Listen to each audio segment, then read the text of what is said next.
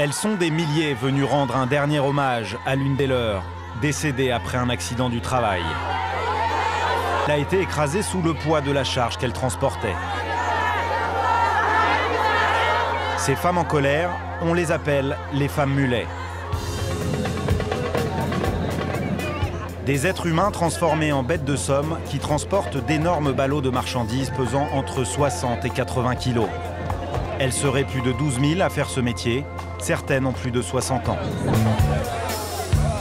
Un spectacle révoltant qu'on peut observer chaque jour au nord du Maroc, à Melilla.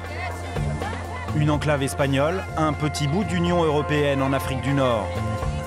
Une frontière marquée par ces murs de grillage de 5 mètres de haut. De l'autre côté, nous voici donc en Europe. Ce territoire d'à peine 14 km² est une plaque tournante du commerce nord-sud. Les commerçants les déballent et les compactent pour en transporter le maximum à dos d'homme. Tout ça, c'est une histoire d'argent, car il y a une faille dans la législation marocaine. Les douaniers ne taxent que les marchandises qui entrent au Maroc par camion. À pied, c'est gratuit. Et si le transport est surtout effectué par des femmes, là encore, il y a une raison. Elles ne sont pas fouillées à la frontière par manque de femmes policiers.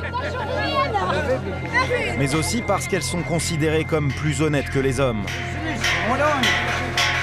Du coup, elles passent la frontière très rapidement, alors que les hommes, eux, sont systématiquement fouillés par la douane. Certaines porteuses profitent même de leur féminité pour faire passer de la marchandise interdite, comme celle-ci qui cache de l'alcool sous sa djellaba.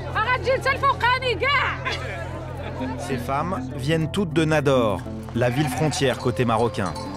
Ici, pas de touristes, pas d'industrie. Le chômage atteint des records.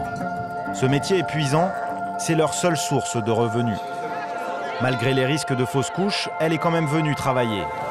Enceinte ou pas, le commerçant qui l'emploie ne lui a pas donné le choix. Elle doit porter un ballot de 80 kilos.